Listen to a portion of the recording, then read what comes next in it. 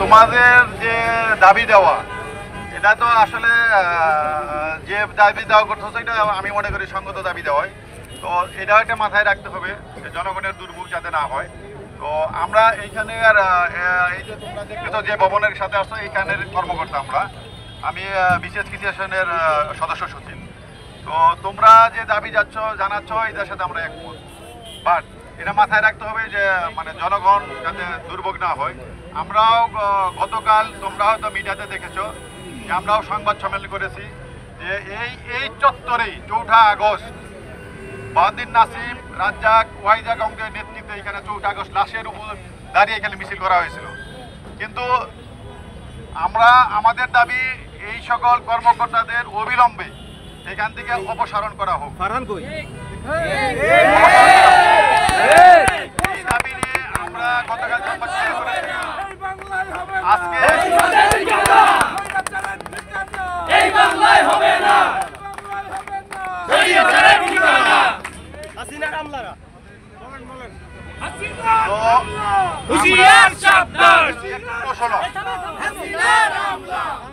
আমরা এই 4 আগস্ট পরবর্তীতে ছাত্র জনতার যে অভ্যুত্থানের পরে যে নতুন বাংলাদেশের জন্ম হয়েছে সেই বাংলাদেশে কোনো ফেসিবাদের ভূমিকা আমরা দেখতে চাই না। কিন্তু অত্যন্ত দুঃখের সাথে পরিতাপের সাথে লক্ষ্য করছি যে এই যে তোমাদের পাশে যে ভবন, এখানে শতাধিক কর্মকর্তা রয়েছে যারা 4 আগস্টের শেখ হাসিনার শান্তি মিছিলে অংশগ্রহণ করেছিল। আমাদের দাবি কোনো অনৈতিক দাবি নয়। আমাদের দাবি এই সকল কর্মকর্তারা, আপনারা যারা এখানে পুলিশ আছেন, প্রশাসন আছে, তাদেরকে তাতে জানাচ্ছি এই সমস্ত কর্মকর্তারা খুব অচিরেই বাংলাদেশের কৃষি সেক্টরটাকে একদম ধ্বংস করে দেবে, তারা অরাজকতা সৃষ্টি করবে। এই জন্যই আমরা বলতেছি অবিলম্বে 24 ঘন্টা 48 ঘন্টার মধ্যে এই সমস্ত কর্মকর্তাদের অপসারণ করা হবে। তো আমাদের মাথায় রাখতে হবে যে জনগণের জন্য কোনো ভোগান্তি না হয়। তাই আমার মনে হয় আমি সচিবের সাথে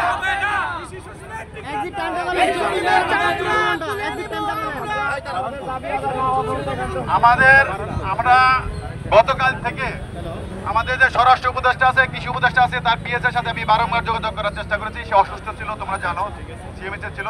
আজকে কিছুক্ষণ আগে কথা বলেছি, সে আমাদেরকে সময় দিচ্ছে, আজকে না দেবো কালকে সময় দেবে, আমাদের দাবি দাওয়াগুলো তার কাছে দেবো। ইতিপূর্বে আমরা তার কাছে দাবি দাওয়া বলেছি, কিন্তু কোনো প্রকার অ্যাকশন হয় নাই। আর ইতিমধ্যে আমরা সচিব মহোদয়ের সাথে কথা বলেছি, সচিব মহোদয় আমাদেরকে হয়তো আজকে সময় দিবে, আমাদের এই দাবি দাওয়াগুলো উত্থাপন করবো। তো আমরা আশা করব তোমাদের দাবি দেওয়ার সাথে আমরা একমত একান্ত ঘোষণা করতেছি। এই দাবি তোমাদের দাবি না, এই দাবি সারা বাংলাদেশের বৈষম্য বিরোধী ছাত্র আন্দোলনে যারা জড়িত ছিল আপামর সবার দাবি। আমরা আশা করব তোমরা জনগণের দিকে খেয়াল করে যত দ্রুত সম্ভব প্রোগ্রামটা শেষ করে তোমরা তোমাদের মতো পরবর্তী কর্মসূচি ঘোষণা করো বা পরবর্তী কি করবা সেটা ঘোষণা করো। রোজার দিনে তোমরা এখানে আর্মি আছে, তারপরে পুলিশ আছে, সবাই, সবচেয়ে বড় কথা সবাই আমরা এই বাংলাদেশের জনগণ।